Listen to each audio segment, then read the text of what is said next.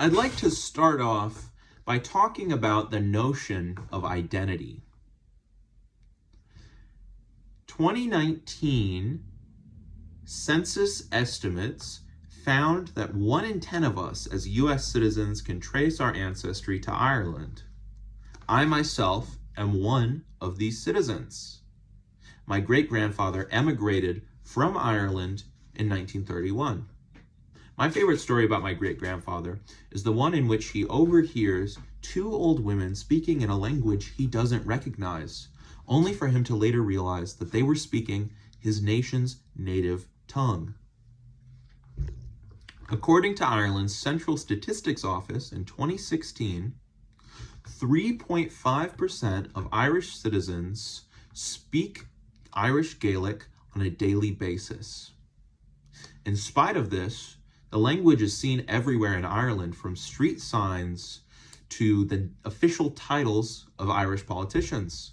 One reason for this is that the Irish have long struggled to preserve the language against the interests of British colonial rule.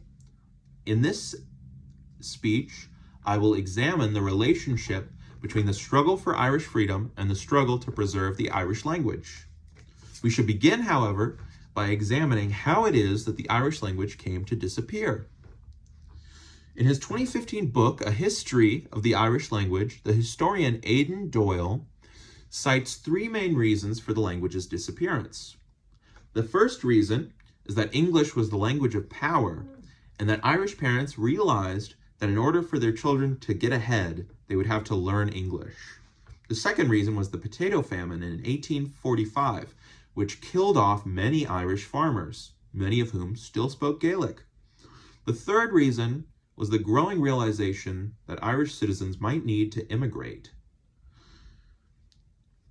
As a result, they would have to learn English to survive in mostly English-speaking countries. This created a pattern of disinterest in the Irish language, which only reversed itself at the turn of the 20th century. In order to examine this turn, we must first look at the formation of the Gaelic League. The Gaelic League was formed in 1893 in order to preserve the Irish language through art and education. The League's leader, Douglas Hyde, wrote an essay titled The Necessity of De-Anglicizing the Irish Nation, in which he said that the language was Ireland's only legitimate claim of sovereignty from the British. The historian Liam McMahon notes that despite his nationalist rhetoric, Douglas Hyde was staunchly apolitical.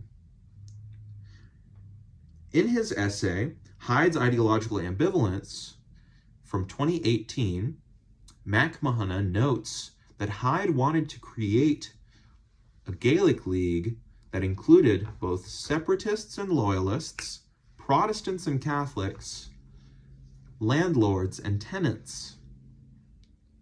However, as the League progressed, this notion of an apolitical Gaelic League was soon refuted. In order to examine this shift from apolitical to political, let's look at the demographics of the Gaelic League.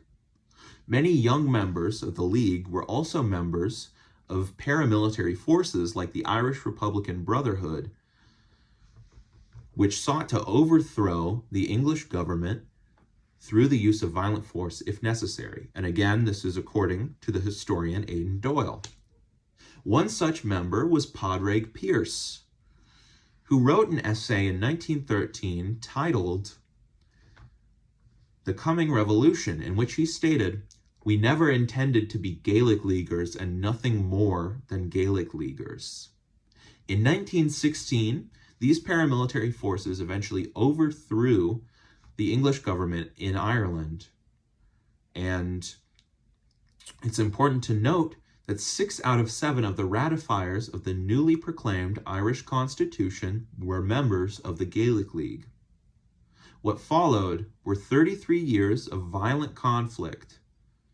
In 1949, Ireland was finally proclaimed a republic.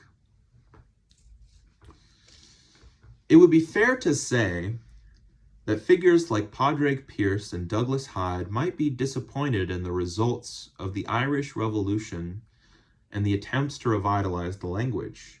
The language has faced numerous challenges. For example, in 1988, a study from On Board na Gaeilge found that Irish-speaking citizens have trouble accessing government resources.